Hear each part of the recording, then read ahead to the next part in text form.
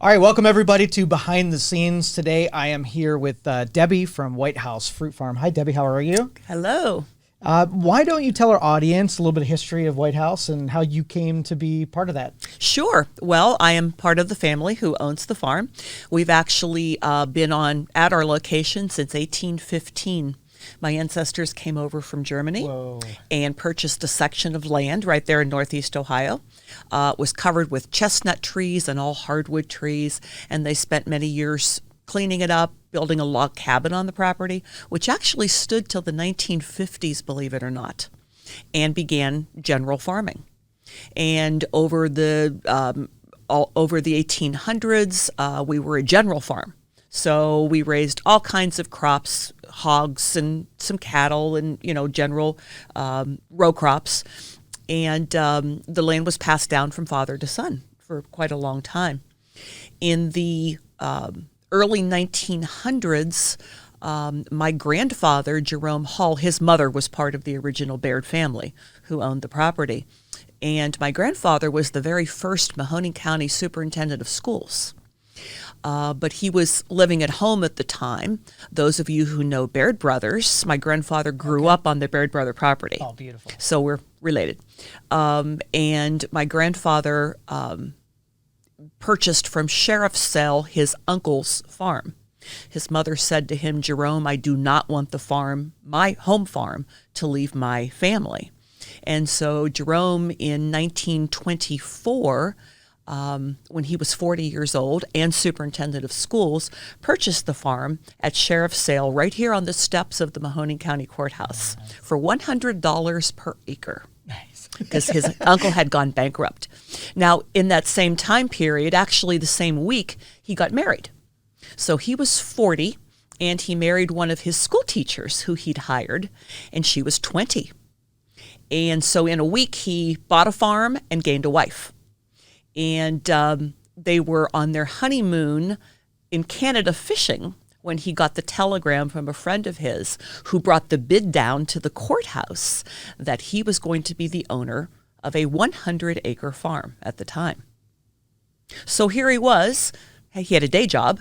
My grandmother, of course, when she got married, could not teach anymore because that's how it went in those days. And so Grandpa decided that he would do something with the farm that he could do and still keep his day job. And so he'd always had a love for growing fruit trees, and he decided to plant apple trees and later peaches. Now, of course, when you do orchard work, you have to have lots of farm hands. Yes. And so my grandparents had 9 children. My grandfather had his first at age 42, imagine that, and then had a total of 9. Whoa. Thank goodness my grandmother was the younger of the 2. And so in the mid to late 1920s, we began to grow apples and wholesale them. And then the Depression hit, and apples were not paying the bills at the time. And so we went into the turkey business. And so from the late 1920s to 1964-5, we raised up to 5,000 turkeys on the farm. And just a short little history, we got the birds in on railroad cars here in Youngstown, took them out to the farm, turned them out on all the fields that you folks see today, and then at the week of Thanksgiving, we would round them up into the backyard. We would do the killing process outside in the yard. We would carry them in crates down the steps of my grandparents' house into the basement. And that's where we did the dressing of the turkeys. And then we would deliver to area mom and pop grocery stores, or you could come out to the farm and buy your Thanksgiving turkey. And later in the 50s and 60s, when we built a freezer, you could come out for your Christmas turkey. So we were known as Hall's Apple and Turkey Farm for quite a long time. When we hit the 1960s, as my grandfather aged and my father, of the 9 children, was the only one to remain on the farm. All his siblings went off to do other things.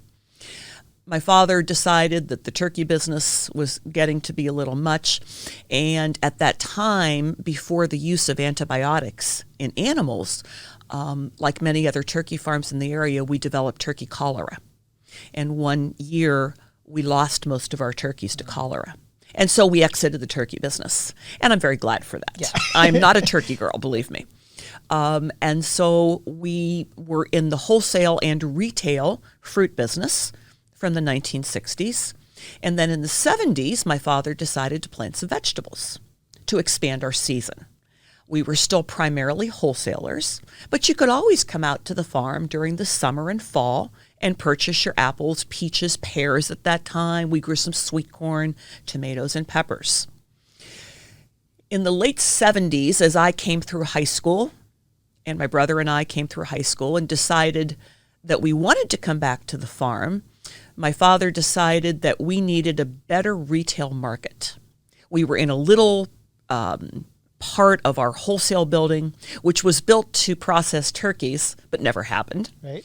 And so we decided that we were going to take the bottom of our 1881 bank barn and turn it into a market.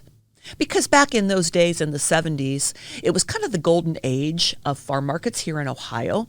Ohio was a leader in direct-to-consumer sales of farm products, and we wanted to hop on the bandwagon. And so we spent a summer in 1977, the year of my high school graduation. We cleaned up the bottom of the barn. We sandblasted a little, air blasted actually, we didn't sandblast. We put a floor in, we replaced some of the beams, and we opened our first year-round market in the summer of 1977. And we were going to stay open all year long. And that's wonderful in the summer and fall when you have crops coming in. However, what do you do in the winter? What do you do in the spring when there's not a lot of homegrown crops? How do you keep folks coming in the door? And we looked around, and my father decided we were going to go into the donut business. Because, again, at that time, donuts were coming through their first wave of farm market products. And so we contacted a donut company, and they came out and they trained us how to make donuts. And so for the first 10 years in our donut existence, we made cinnamon donuts, powdered donuts, and plain donuts. And in the winter, if we made 5 dozen a day, we thought we were going somewhere. So it's been a process over the years. In the early 1990s, we exited the wholesale business. Our retail business had grown to the point because we began to add other products. People would say to us, why don't you sell jams and jellies? Why don't you sell candy? Why don't you sell cheese? And we would say, I suppose we can do that. And so we began to add products to our market. And by the early 1990s, financially, we were okay enough that we could exit the wholesale business. And also at that time, the number of mom and pop grocery stores were going down, and corporate stores weren't as interested in buying off of local growers because we couldn't supply them all year long, and which is very understandable. So by the early 90s, my brother and I were firmly entrenched in this business, and we became a strictly retail business. And since that time, we've added products and square footage and outdoor events and festivals and whatever we can do to make ourselves a year-round business. And no more turkeys. And no more turkeys. No more livestock. And no more livestock. But lots of donuts. But lots of donuts and lots of fruit and vegetables. This episode was brought to you by Youngstown Computer, the Valley's technology company. We appreciate the loyalty you all have shown to us over the years, and it's our promise to serve all of the technology needs of the Valley. Call 330-259-7278. We have both home and business services available, everything from repair, installations, and new equipment. You can improve your Wi-Fi and have your technology serve you better. Call 330-259-7278, or you can schedule your appointment right now on youngstowncomputer.com and look for the red Book Now button. So this is one of our donut machines and one of our staff feeding one of our 4 donut machines. We actually own 4 donut machines because we make so many varieties of donuts. Okay. And so it takes that many machines to try to keep up with the various varieties, especially when we're super busy. And here we are feeding the batter into the hopper. This, of course, is blueberry batter. Of all the 35 varieties which we sell, and sometimes a few more, Blueberry is about 40 to 50% of our sales on a day in, day out basis, no matter what we do. And we know that. And so it's always, at least one machine during the fall is always dedicated to blueberry. The donut process can be very time consuming. We have a wonderful staff who own their jobs, and they're very dedicated to their craft. They produce wonderful looking donuts and wonderful tasting donuts. Folks, it's not as easy as what it looks. Because we do such a volume and we do so many varieties, these girls always start in the middle of the night. And there are times in the fall that we're running 24/7. And there goes the flip. So the donut gets fried on both sides. It's a timed process. And then once those donuts come off, we'll ice them or sugar them or decorate them or whatever we decide to do. Most of our varieties have been created by our staff when we get bored in the winter, when there's a snowstorm and we're slow. They get creative, and some of our concoctions stick, and some we do for a little while and say, no, those aren't popular enough, and then we move on. So is this the original blueberry recipe, and who came up with it? It is. Again, some of our girls. We keep it a fairly closely guarded secret as to what we do. You're not going to tell us. Huh? No, we're not. But again, we've got a staff that is just phenomenal, and they own their jobs, and they are very invested in their product. Okay. You can see the tubs of blueberry icing there in the corner, and the donuts must be iced hot. If they're not iced hot, the icing will not stick, or it won't look good. Interesting.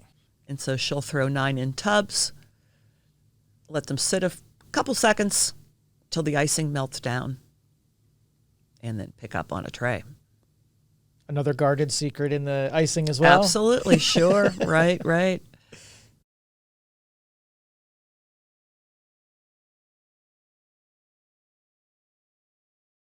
We put lots of icing on. Yes, you That's do. It's one of our claim to fame. They're heavily iced. The perfect, appropriate amount of icing. Right.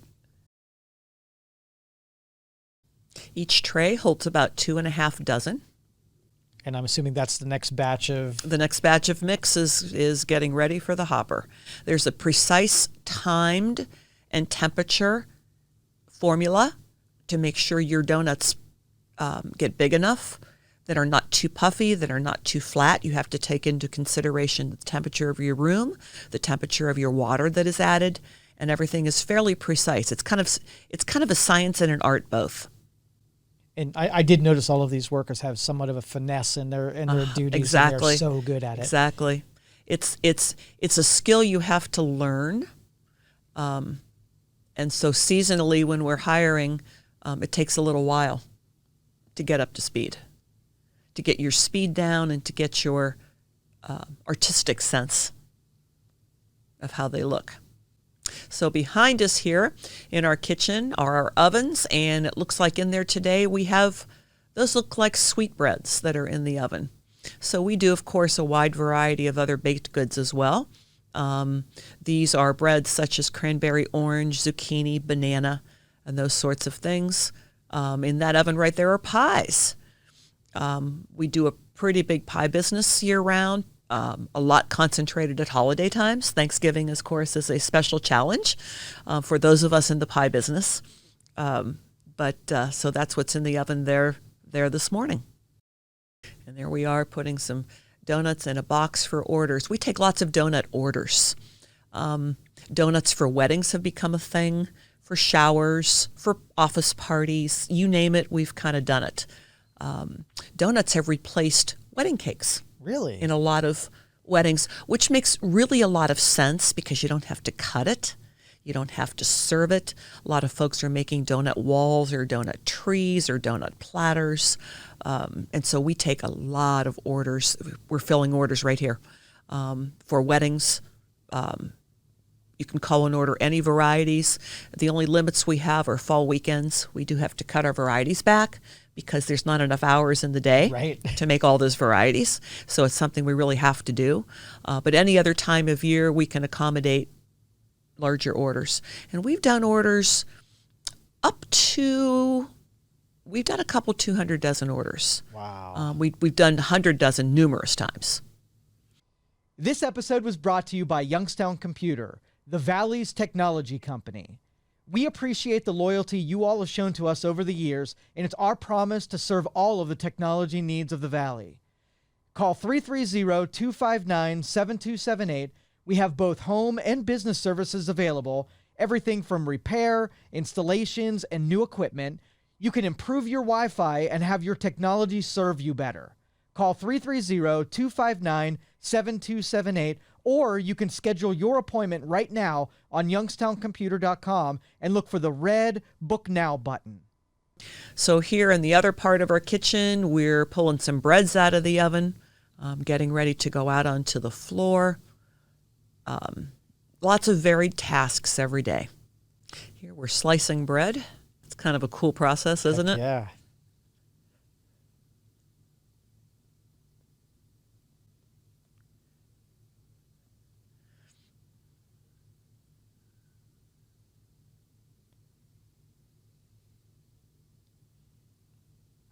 A quick question about the donuts is they've gotten a lot of national attention over the years. How did they become so famous? So that's a really good question, and I'll answer to the best of my ability, because sometimes you just don't know. It's funny what things take off and don't take off. So back in the early 2000s, all through the 80s and 90s, we only made 3 varieties of donuts, and then we expanded to 6. We made plain powdered and cinnamon, which were our original varieties. And then we made maple iced, chocolate iced, and then we started with blueberry. And blueberry limped along for a number of years. It sold, but it was nothing out of the ordinary. We probably sold more maple iced and chocolate iced than we did blueberry. However, in the late 90s, the donut began to gain traction. And in the early 2000s, and honestly, I can't remember the year, we had a call from a customer in the Youngstown area whose son-in-law played for the New York Giants, who were in the Super Bowl that year. And she said to us, I'm going to order some donuts and take them to Indianapolis to the Super Bowl for the Giants. And at that same week, one of the local TV stations was doing a background story on donuts.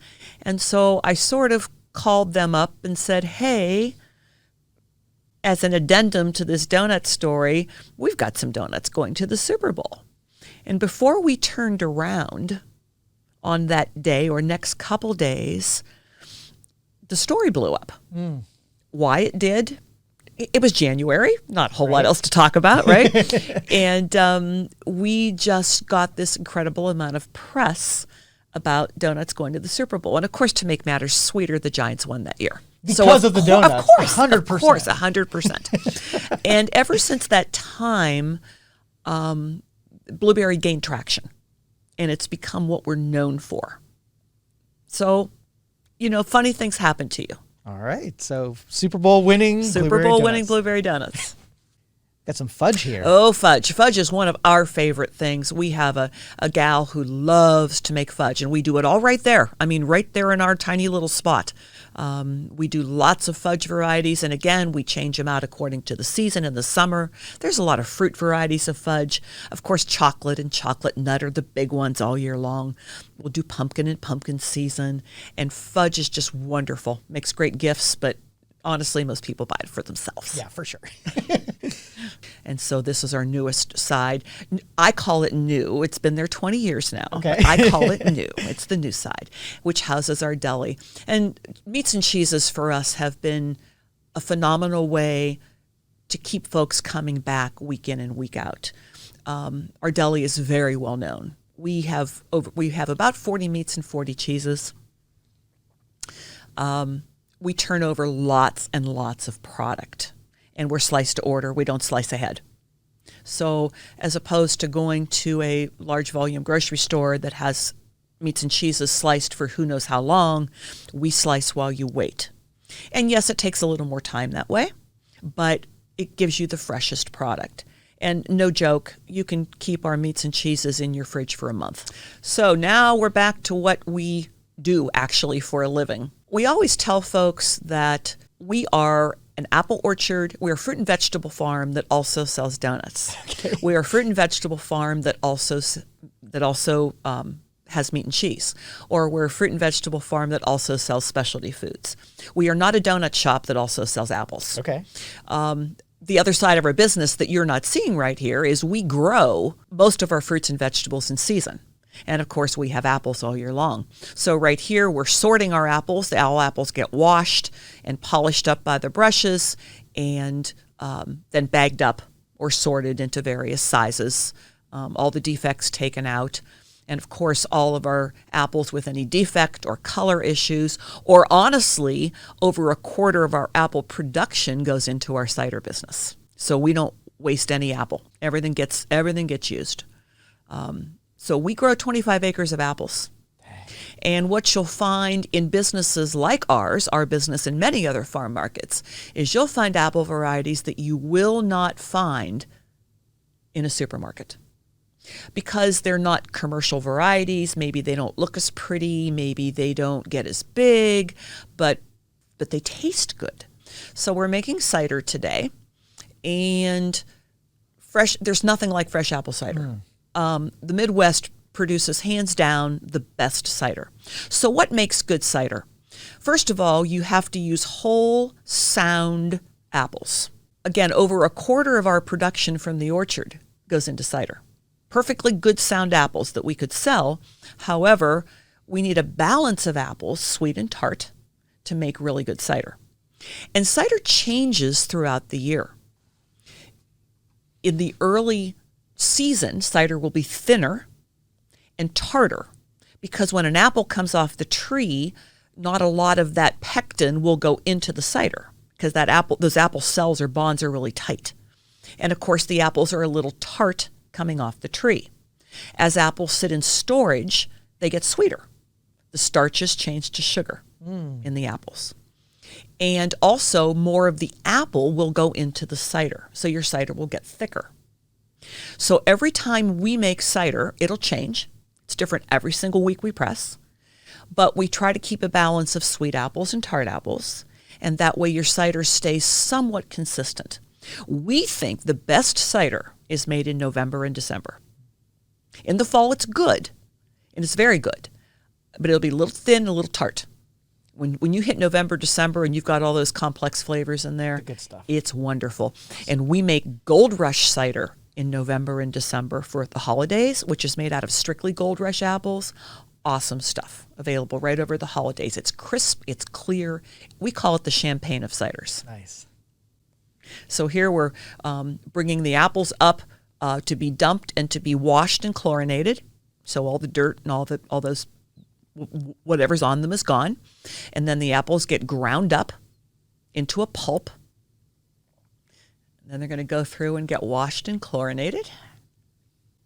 Once the cider gets ground up, then it gets pumped into a squeeze box or a squeeze press. And so apple cider is very simply the juice of apples. And there's always a question, what's the difference between apple cider and apple juice? Apple juice is cider that has just been more clarified. So the bits of apples have been taken out. And the more you clarify the cider or get those bits out, the clearer the juice is. And so that's your difference. Okay. But also the more the flavor is diluted. So cider has that rich, robust apple flavor. Apple juice is a pale imitation of cider. And they're going up the elevator. They've all been cleaned and ready to get ground. That silver box right there is your grinder. We call it the applesauce maker. Chops everything up. And the question is, what do you do with what's left? What do you do with the bits of skin and pieces and seeds? And it's very dry because you've squeezed all the juice out. So we take that out into the fields and spread it as fertilizer. Oh, no kidding. Absolutely. You use every piece of apple. It's sort of like sawdust. It's sawdust. Yeah, it's called apple pumice. That's what's left. And we're shoveling it into a bin. Up until this past year, we had what was called a rack and cloth system, where you would put the mash on a cloth on a rack, and then you would build up that rack and cloth system. And it was very hard on David's back. Okay. That's the original cider process. This newer machine is much easier on our staff's back. Okay. Here's the squeezing process getting ready to occur. You certainly don't want to get your hand in there. No. And here comes the cider right out the bottom into stainless steel pans. There it is, right there, ready to be pumped into the holding tanks. And there's cider being pumped into tanks. Once our cider is made and pumped over, then we pasteurize it. We don't want any organisms or enzymes, anything pathogenic or whatever, living in cider. Mm-hmm. And so there's a couple ways to make cider safer, one of which is pasteurization. So we flash pasteurize it, which means it's heated for a very short amount of time to a very high heat and then pumped into tanks to cool down. And we don't notice any loss of flavor.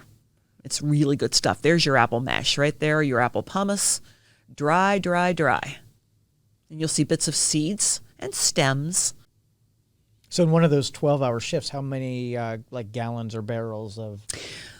On a full day, and it depends on the time of year, but on a full day, we can make up to about 1,400 gallon. That's amazing. In a day. Now, in the winter, we won't press that many. Right. Because we're not as busy. But the cleaning process is still the same no matter what you do. So it's to your advantage to try to make what you think you'll need for the week or the 10-day period. All right. Well, that was an awesome tour of Whitehouse Fruit Farm. So why don't you tell everybody who maybe want to come out and visit you, where you're located, how to get a hold of you. Absolutely. Well, we're just 4 miles south of Canfield. We're right on State Route 62. It's very difficult for you to miss us. We're open 12 months a year, 7 days a week, with the exception of major holidays. And the first 10 days of January, we close down and take a little vacation, clean the store, wax our floors, all those sorts of things. So again, 7 days a week, we're open 9 to 5 and Sunday from noon to 5. And there's always something going on the farm, always. Yeah, you always have events all throughout the year. We do. If you do. wanted to check to see what's coming up next, your website, social media? Website and social media. Those are our main platforms today to dispense information. Follow us on Facebook. Follow us on Instagram. We'll let you know, what's in season. We have an electronic newsletter. So if you want to know when strawberries are ripe, you want to know when Pick Your Own's open, you want to know when Honeycrisp apples come into season, you want to know when fall weekends occur, Facebook, Instagram for daily types of things, and then, of course, our website for a broad overview of our business. Beautiful. Thank you, Debbie, for coming in here. I appreciate it. You're very welcome.